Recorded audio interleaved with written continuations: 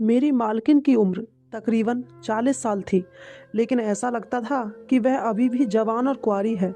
वह रोजाना रात को मुझसे मालिश करवाती, मैं भी खूब मज़े से उनकी मालिश करता। एक रात मालकिन ने मुझे एक तेल की बोतल पकड़ाई और कहने लगी, चल पप्पू, लाइट बंद करके मेरे पास आ जा। उस रात मेरे होश उड़ गए, क्योंकि मालकिन ने पूरी रात मेरे साथ। मालकिन एक विधवा औरत थी, लेकिन उसके रंग ढंग देखकर वह कहीं से भी विधवा नहीं लगती थी। आज भी मालकिन बहुत ही हसीन लग रही थी।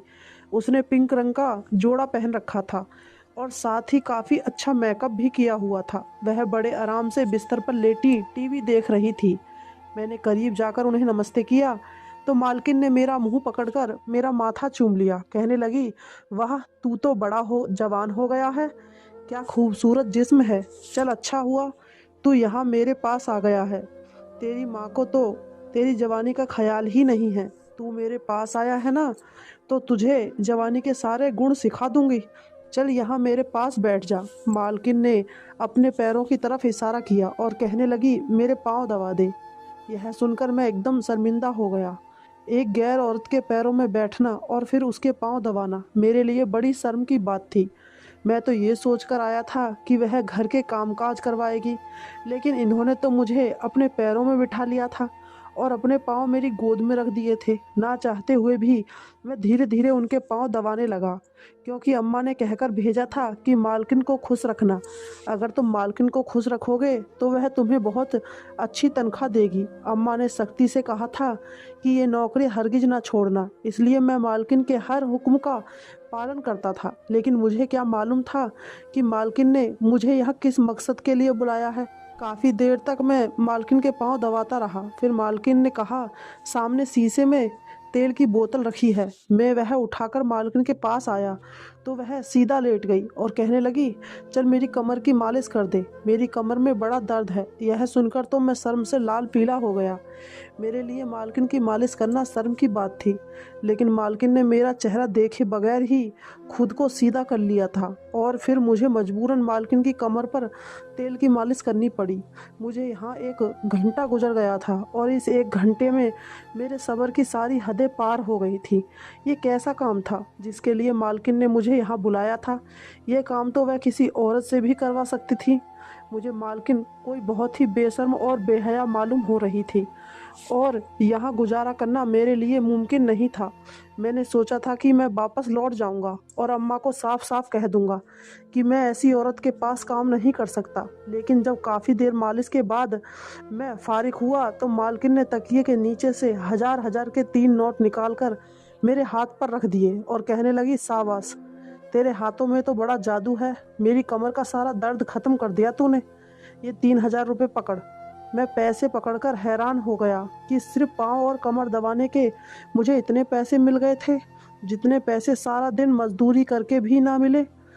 इसलिए मैंने इस वक्त ये काम छोड़ने का इरादा ख़त्म कर दिया था, क्योंकि उस वक्त पैसा मेरी पहली ज़रूरत थी। पैसे देखकर मालकिन कहने लगी कि अब तुम अपने कमरे में जाकर आराम कर लो और रात के वक्त मेरे कमरे में आना। मालकिन की बात सुनकर मैं कुछ हैरान हुआ कि वो रात को मुझे अपने कमरे में क्यों बुलाना चाहती है, लेकिन सवाल करने की मुझ में हिम्मत नहीं थी, क्योंकि मालकिन दोबारा आंखें बंद करके लेट गई थी। इसलिए मैं उनके कमरे से निकलकर अपने कमरे में पहुंच गया। मुझे दिन रात यहीं रहना था। मुझे वापस अपने घर जाने की ज़रूरत नहीं थी।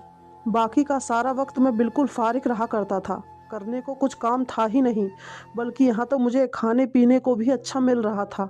मालकिन ने खुद मुझसे कहा था कि फ्रिज में से निकाल कर रात को दूध पिया करूँ और जो मेरा दिल करे वह खाया करूँ। इसलिए रात होते ही मैंने दूध पिया और फिर 12 बजे के करीब मालकिन ने मुझे अपने कमरे में बुलाया तो मैं उनकी आवाज़ पर पहुंच गया। मालकिन को देखकर एकदम ही मेरे कदमों तले से ज़मीन निकल गई और मैं शर्म से नज़रें झुका रहा था। मालकिन ने बड़ा अजीब सा लिबास पहन रखा था। बिस्तर पर लेटते हुए कहने लगी, चल पप्पू, तेल की बोतल उठाकर ले आ। मैंने तेल की बोतल उठाई और मालकिन के कदमों में बैठने लगा तो वह मुस्कुराई और कहने लगी, पैरों की मालिश नहीं करवानी, ये तो मैं जान ही गई हूँ कि तू पैरों की मालिश बहुत अच्छी करता है। कमर की मालिश भी तूने बहुत ही खूब की है, अब तो कहीं और की मालिश करवानी है। यह कहकर मालकिन ने शरारती नज़रों से मुझे देखा था और मैं पसीने से लथपथ हो गया था। मालकिन तकरीबन 40 साल की अधेड़ उम्र औरत थी, लेकिन इस उम्र में भी उन्होंने अपने आप को बड़ा फिट रखा हुआ था। फिर मालकिन ने अपनी नाइटी के कंधे से सरकाया और इशारा करते हुए मालिश का कहने लगी।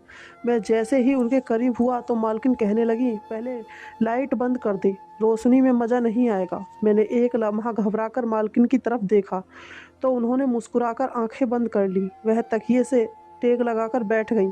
मैंने खामोशी से उठकर लाइट बंद की और धीरे धीरे मालकिन की मालिश करने लगा। मालकिन अजीबो-गरीब सी आवाज़ें निकाल रही थी, जैसे उसे कितना सुकून मिल रहा हो, और मैं बड़ी मुश्किल से खुद पर काबू करके मालिश कर रहा था।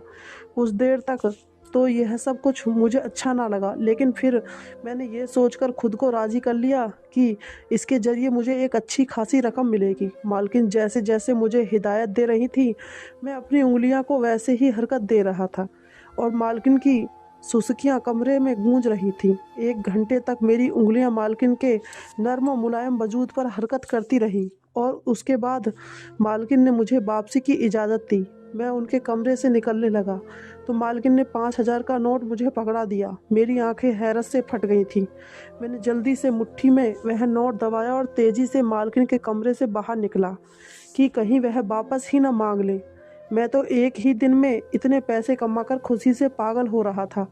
मैं वापस अपने कमरे में आकर लेटा तो हज़ारों ख्वाब देख लिए थे कि मालकिन की ऐसे ही खिदमत करता रहूँगा तो मुझे वह फिर से ऐसे ही नोट लुटाती रहेंगी और मेरे घर की सारी परेशानियाँ ख़त्म हो जाएंगी।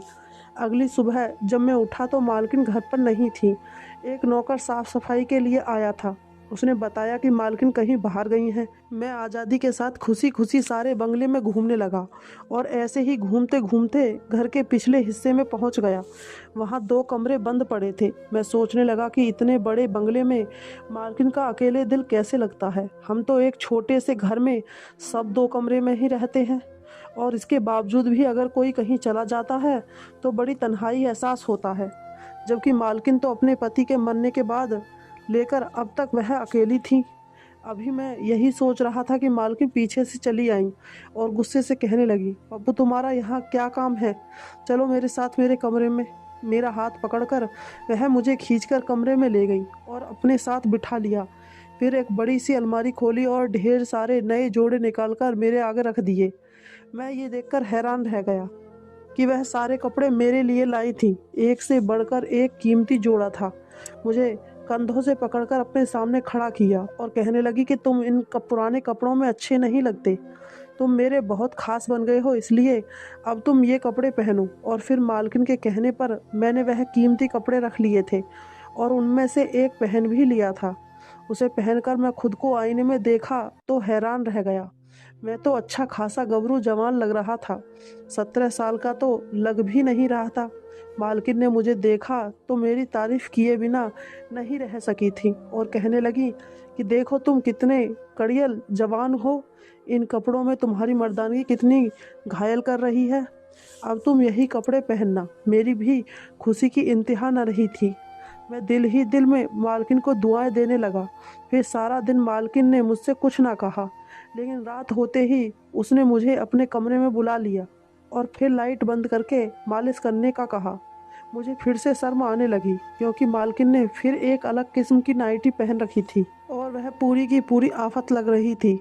अब तो मालकिन को देखकर मेरे जज्बात भी बेकाबू होने लगे थे। मालकिन ने लाइट बंद करवाने के बाद फिर मुझसे पूरी तरह मालिश करवाई थी और मैं उनकी मालिश करता रहा था। 2 घंटे बाद मेरी छुट्टी हुई तो और साथ ही उसने मुझे 1,000 भी और साथ ही 5,000 भी उन्होंने मेरे हाथ पर रख दिए और यह सिलसिला कुछ दिन तक ऐसे ही चलता रहा। कुछ दिनों तक मुझे लगा कि शायद मालकिन ने मुझे इसी काम के लिए रखा है और मैं पूरी तरह बेफिक्र हो गया। लेकिन जब 20 दिन गुजरे तो मालकिन ने मुझे अपने पास बुलाया और जो काम करने को कहा वह सुनकर मैं हैरान रह गया। मालकिन कहने लगी कि मेरा कुछ ज़रूरी सामान है, वह तुझे दूसरे शहर पहुंचाना है। मैंने परेशानी के अल्फाज में मालकिन से कहा कि मैं तो कभी शहर से बाहर ही नहीं गया, फिर आपका सामान कैसे पहुंचाऊंगा। मालकिन कहने लगी कि ड्राइवर और गाड़ी मैं तुझे दूंगी, बस तुझे मेरा सामान इस पते पर पहुंचा देना है। मुझे ड्राइवर पर भरोसा नहीं है। तू तो मेरा अपना ही है, इसलिए मैं आंख बंद करके तुझ पर यकीन कर सकती हूँ। जब मालकिन ने ड्राइवर और गाड़ी देने की बात कही तो फिर मेरे लिए ये काम ज़्यादा मुश्किल नहीं था, इसलिए मैं राज़ी हो गया और खुश भी कि इसी बहाने मैं दूसरा शहर भी देख लूँगा। मालकिन ने एक बड़ा सा पार्सल गाड़ी में लोड करवाया और मुझे ड्राइवर के साथ ही बैठा दिया। मुझे पता भी समझा दिया और कहने लगी कि बस इस पार्सल को जिम्मेदारी से पहुंचा देना। और फिर हम वहां से निकल गए। 2 घंटे बाद हम शहर की सीमा से बाहर थे और फिर मालकिन के बताए पते पर हमने इस पार्सल को पहुंचा भी दिया था और रात तक मैं वापस भी लौट आया था। जब वापस आकर मैंने मालकिन को बताया तो वह हद से ज़्यादा खुश हुई। उसने मेरे हाथ पर 5,000 रख दिए और कहने लगी, वाकई ही पप्पू, तू तो बड़ा ही काम का लड़का है। अब तू हमेशा मेरे पास ही रहेगा। चल, अगर तुझे ज़्यादा थकान नहीं हो रही तो मेरी मालिश कर दे। मालकिन की बात सुनकर मैंने फिर से तेल की बोतल उठा ली। मैं थक तो गया था, लेकिन 5,000 की नोट की खुशबू ने मुझे फिर से तरोताज़ा कर दिया था। काफ़ी देर तक मैं मालकिन की मालिश करता रहा और उनकी कराहट से कमरा गूंजता रहा। मैं हैरान था कि मालकिन ज़्यादा कामकाज भी नहीं करती, फिर इतनी थक कैसे जाती हैं। सारा दिन सिवाय शॉपिंग के मालकिन के पास और शायद कोई काम नहीं था, क्योंकि मालकिन अक्सर ही सुबह सवेरे घर से निकल जाती और शाम के वक्त लौटती। कभी कभी तो मुझे ये सोच भी हैरान कर देती कि मालकिन के पास इतना पैसा आता कहाँ से है, जबकि वे तो एक विधवा औरत हैं। और जहाँ तक अम्मा ने मुझे बताया था कि मालकिन के पति भी कोई ऐसा खास काम नहीं करते थे। अम्मा ने यही बताया था कि मालिक के मरने के बाद ही मालकिन के हालात बदले हैं, लेकिन कैसे बदले हैं इसके बारे में किसी को कुछ पता नहीं। मैं मालिश करके फ्री हुआ तो मालकिन कहने लगी, कल फिर एक पार्सल पहुंचाना है। इसी तरह अगर तू काम करता रहेगा तो देखना कितने पैसे कमाएगा। एक और पार्सल का सुनकर मैं बड़ा खुश हो गया और मुझे उम्मीद हो गई कि मालकिन फिर मुझे 5,000 देंगी। लेकिन अगला पार्सल पहुंचाने का तो मालकिन ने मुझे 10,000 रुपये दिए थे, जबकि शहर से बाहर भी नहीं जाना था, बल्कि शहर के अंदर ही सामान पहुंचाना था। वो एक बड़ा सा बंगला था जहां मालकिन के कहने पर मैंने वह पार्सल उतरवा दिया था। इतना भारी भरकम पार्सल था कि उठाया नहीं जा रहा था। ना जाने मालकिन ने उसमें क्या भेजा था। जब उस रात मैंने जाकर मालकिन को अपनी रास्ते की कहानी सुनाई तो उसने पूछ ही लिया कि पार्सल में ऐसा क्या था जो इतना भारी था, इतना बड़ा भी। मालकिन मुस्कुराकर कहने लगी कि कुछ कीमती सामान होता है जो मैं लोगों के कहने पर उन्हें पहुंचा देती हूँ। तेरे मालिक के जाने के बाद घर चलाने के लिए मुझे कुछ ना कुछ काम तो करना था। खानदान वालों में से तो किसी ने भी मुझ विधवा की खैर खबर नहीं ली। ये बात तो तुझे खुद भी मालूम है कि बेटा कोई किसी के बुरे वक्त में काम नहीं आता, इसलिए बस मैंने यही कारोबार शुरू कर दिया। जब मेरे दिन बदले तो सब मुझ पर उंगलियां उठाने लगे, सवाल करने लगे कि मैं क्या करती हूँ, लेकिन अब मैं लोगों को जवाब क्यों दूँ। यह कहकर मालकिन ने आह भरी और कहने लगी कि बस जो कारोबार मुझे समझ आया मैंने वही शुरू कर दिया और अब तू मेरे साथ इसमें शामिल हो गया है, क्योंकि आज तक मैंने किसी पर भरोसा नहीं किया, लेकिन मुझे तुझ पर भरोसा हो गया है। इसलिए अब तुझे रोज़ाना 2-3 बार पार्सल पहुंचाने होंगे ताकि कारोबार तेज़ी से तरक्की करे। मुझे मुनाफा मिलेगा तो फिर मैं तुझे भी खूब दूंगी ताकि तेरे घर वालों की ज़िंदगी भी आसान हो जाए। मैं अच्छी तरह जानती हूँ कि एक विधवा औरत कितनी परेशानी उठाती है। मालकिन ने मुझे कारोबार की तरक्की के साथ खुशहाली के ख्वाब दिखाना शुरू कर दिए और मैं भी उन ख्वाबों के पीछे चल पड़ा था। अब मुझे समझ आ चुका था कि मालकिन दिन भर खरीदारी के लिए क्यों जाती थी। यकीनन वह अपने कारोबार का सामान लेती थी और फिर उसे पैक करवाकर मुझसे भिजवाया करती थी। मेरा काम तो सिर्फ डिलीवरी का था। ड्राइवर और गाड़ी भी मालकिन की हुआ करती थी। मैं खुशी खुशी ये काम करने लगा। किसी पार्सल के बदले मुझे 10,000 तो किसी के बदले 50,000 ऐसे ही मुझे पैसे मिल जाते और मैं खुशी खुशी अपनी अम्मा को हफ्ते में एक बार जाकर वह पैसे दे आता। अम्मा मुझे इतना पैसा कमाता देखकर हैरान थी। बार बार पूछती कि तू मालकिन के घर क्या काम करता है। मैंने भी उन्हें यही बताया कि मैं मालकिन के कारोबार में शामिल हो गया हूँ। अम्मा को भी तसल्ली हो गई। अम्मा ने बड़ी बहन की शादी के लिए पैसे जोड़ने शुरू कर दिए और घर के हालात भी काफ़ी बदल गए थे। और फिर इसी तरह ज़िंदगी की गाड़ी चल पड़ी थी। मैं दिन में 3-3 पार्सल पहुंचाने जाया करता था, लेकिन एक दिन एक अजीब बात हुई। गाड़ी में पीछे पार्सल रखा था, आगे मैं और ड्राइवर बैठे थे। अचानक पार्सल में हरकत शुरू हो गई। मैं घबरा गया क्योंकि मुझे मालूम नहीं था कि इसमें क्या सामान मौजूद है। मैंने परेशानी से ड्राइवर की तरफ देखा तो वह भी हैरान था। और फिर पार्सल का डब्बा तेजी से हिलने लगा। मुझे डर हुआ कि मालकिन का भेजा हुआ सामान कहीं खराब तो ना हो जाए। मैंने ड्राइवर को एक तरफ गाड़ी लगाने को कहा और फिर मालकिन के हिदायत के खिलाफ जाते हुए पार्सल खोल दिया। जैसे ही मैंने वह पार्सल खोला तो मेरे होश उड़ गए। अंदर एक जवान लड़की बंधी हुई थी और उसके हिलने जुलने से डिब्बा हिल रहा था। उसके मुंह पर टेप लगा था, हाथ पांव बंधे थे। मैंने जैसे ही उसके मुंह से टेप निकाला तो वह चीखने लगी, बचाओ बचाओ की आवाज़ देने लगी। वह तो भगवान का शुक्र था कि दूर दूर तक कोई नहीं था। मैंने उस लड़की को कहा कि चुप हो जाओ, मैं तुम्हारी मदद करूंगा, लेकिन अपनी आवाज़ बंद कर लो। मैंने ड्राइवर की तरफ देखा तो वह भी घबराया हुआ था। मैंने उसे कहा कि गाड़ी किसी सुनसान जगह ले चलो, फिर हम उस लड़की से पता करते हैं कि क्या मामला है। मैंने उस लड़की के हाथ पांव खोलकर उसे गाड़ी में ही बैठने का कहा था और उसने मुझ पर भरोसा कर लिया था। फिर हम उसे एक सुनसान जगह ले गए और जब मैंने उससे पूछताछ शुरू की तो मेरे होश उड़ गए। मुझे अंदाजा ही नहीं था कि मालकिन मुझे गुनाह के कैसे दलदल में धकेल चुकी थी। उसने मुझे किस मकसद के लिए इस्तेमाल किया। मैं तो बस नोटों की चमक और खुशबू में ऐसा गुम हो गया था कि मैंने कभी ये जानना नहीं चाहा कि पार्सल के अंदर सामान कौन सा है और किस बात के मालकिन मुझे इतने पैसे दे रही है। फिर उस लड़की ने मुझे बताया कि एक लड़के ने उसे अपनी मोहब्बत के जाल में फंसाया और फिर मुलाकात के नाम पर बुलाकर उसे बेहोश कर दिया। और फिर जब उसे होश आया तो वो एक बंगले में थी जहां उस जैसी और भी लड़कियां मौजूद थीं। उनके सामने एक अधेड़ उम्र की औरत खड़ी थी और उसी औरत ने उस लड़की को बताया था कि वह उसका सौदा कर चुकी है। वो लड़का उसी औरत का भेजा हुआ था। उसी लड़के ने तमाम लड़कियों को मोहब्बत के जाल में फंसाकर उस बंगले तक पहुंचाया था और बारी बारी वो उन सब का सौदा कर रही थी। वो लड़की ये सब बताते हुए रो रही थी। ये हकीकत जानकर तो मेरे रोंगटे खड़े हो गए। मैंने वो पार्सल दोबारा से बंद कर दिया और उस लड़की को आज़ाद करके उसे खुद उसके घर पहुंचा दिया और उस पार्सल को मालकिन के बताए हुए पते पर पहुंचा दिया। और फिर जब वापस बंगले पर पहुंचा तो मैंने झूठ कहा कि मैंने पार्सल पहुंचा दिया है।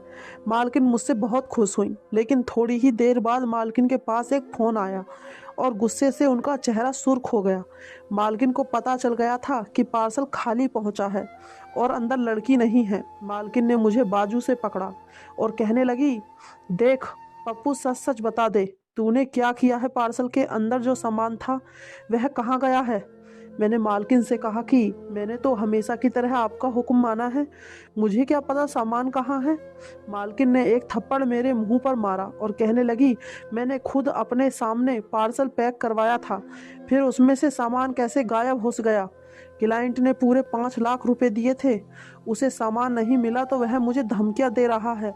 मैंने कहा, मुझे तो नहीं पता कि आपके पार्सल के अंदर क्या था। जैसे आपने पैक करवा कर दिया था वैसे ही मैंने उन्हें पहुंचा दिया। मालकिन ने गुस्से से मेरी शक्ल देखी और कहने लगी, ज़्यादा मासूम ना बनो, मैं अच्छे तरह जानती हूँ कि तुम्हारे अलावा किसी और ने इस पार्सल को नहीं खोला, क्योंकि तुमने ही वह पार्सल पहुंचाया है, तो तुम ही मुझे जवाब दोगे कि वह लड़की कहाँ है। मालकिन की बात पर मैं दिल ही दिल में मुस्कुराया और मैंने जानबूझकर मालकिन से पूछा कि किस लड़की की बात कर रही हैं आप तो सामान पहुंचाती हैं, फिर लड़की कहाँ से आ गई? क्या पार्सल में कोई लड़की थी? मालकिन समझ गई कि मैं उनके साथ खेल खेल रहा हूँ। कहने लगी, ज़्यादा होशियार ना बनो, मैं पुलिस में तुम्हारी कंप्लेन कर दूंगी, तुम पर चोरी का इल्ज़ाम डालूंगी कि तुमने मेरे घर से सामान चुराया है। मालकिन की बात पर मैं मुस्कुराया और कहा कि ठीक है, आप पुलिस को बुला लें और जो चाहे साबित कर दें, लेकिन याद रखिएगा कि वह लड़की जब आपके खिलाफ गवाही देगी तो आप कहीं की नहीं रहेंगी। मेरी बात सुनकर मालकिन के होश उड़ गए। वह समझ रही थी कि मैं 17 साल का लड़का हूँ, उनकी धमकियों से डर जाऊंगा, लेकिन मैं हमेशा से ही बहुत निडर था। मुझे किसी चीज़ का डर नहीं था। और फिर ड्राइवर ने भी मेरा साथ देने का वादा किया था। वह भी एक नेक इंसान था जो अनजाने में मेरी तरह ही इस गुनाह में शामिल हो गया था। जब मालकिन ने मेरे तेवर देखे तो कहने लगी, मैंने तो तुम्हारी मदद की थी, तुम तो मेरे दुश्मन ही बन रहे हो। हम दोनों मिलकर काम करके तो खूब पैसा कमाएंगे। ज़्यादा कुछ नहीं करना, एक बंदा लड़कियों को एक जगह पहुंचा देता है, वहां से उन्हें पार्सल में बेहोश करके डालना होता है। बेहोशी की दवा का असर 12 घंटे तक रहता है और लड़की को ग्राहक तक पहुंचाने तक उसे होश नहीं आता। इसलिए खतरे की कोई बात नहीं है। ना जाने कैसे उस लड़की को होश आ गया। मुझे सच्चाई का मालूम हो गया था। मैंने मालकिन को साफ कहा कि मैं अनाथ जरूर हूँ और बेसहारा हूँ, लेकिन हम गुनाह का पैसा नहीं खा सकते। ये पाप की कमाई है। काश मुझे पहले पता होता, ताकि आपने मुझे जो पैसे दिए हैं मैं वह पैसे कभी भी आपसे ना लेता। मैंने मालकिन से कहा कि अपना ये गंदा कारोबार बंद करें, वरना मैं पुलिस को सब बता दूंगा। मेरी बात सुनकर मालकिन ने मेरे सर पर कोई जोरदार चीज मारी और मुझे बेहोश कर दिया। जब मुझे होश आया तो मुझे पता चला कि मालकिन मुझे कैद कर चुकी थी। मैं वहीं पीछे खाली कमरों में से किसी कमरे में कैद था। मैं चीखता चिल्लाता रहा। मालकिन ने मुझे ना खोला और ऐसे ही 2 दिन गुजर गए। मैं बिल्कुल निढाल था। मालकिन कहने लगी कि अगर आज़ादी चाहते हो तो मेरे साथ हाथ मिला लो, मिलकर कारोबार करते हैं। बाहर निकलने के लिए मुझे कुछ तो करना था, इसलिए मैंने मालकिन से उस वक्त हाथ मिला लिया और फिर पार्सल पहुंचाने के बहाने मैंने अगली लड़की को पुलिस स्टेशन पहुंचा दिया। उसने मालकिन के खिलाफ गवाही दी और मालकिन गिरफ्तार हो गई। मालकिन को यकीन नहीं आ रहा था कि मैंने उन्हें धोखा दिया है। उन्हें यह था कि मुझे पैसों का लालच है, लेकिन मुझे पैसों का कोई लालच नहीं था। मैं ईमानदारी से कमाई कमाना चाहता था। आज मालकिन जेल की सलाखों के पीछे है और सारी लड़कियों को पुलिस ने आज़ाद करवा लिया। मैं वापस अपने घर चला आया। पुलिस ने मुझे बहुत इनाम दिया और कहने लगी कि ये सरकार ने तुझे इनाम दिया है और ये तेरे लिए ईमानदारी के पैसे हैं, क्योंकि तूने बहुत सारी लड़कियों की जान बचाई है, उन्हें बेइज्जत होने से बचा लिया है। यह सुनकर मैंने पैसे पकड़े और खुश हो गया और सीधा अपने घर आ गया। अगर आपको ये कहानी पसंद आई हो तो वीडियो को लाइक करना और चैनल को सब्सक्राइब करना ना भूलें। ऐसी ही मज़ेदार कहानियों के लिए हमारे चैनल से जुड़े रहें। धन्यवाद दोस्तों।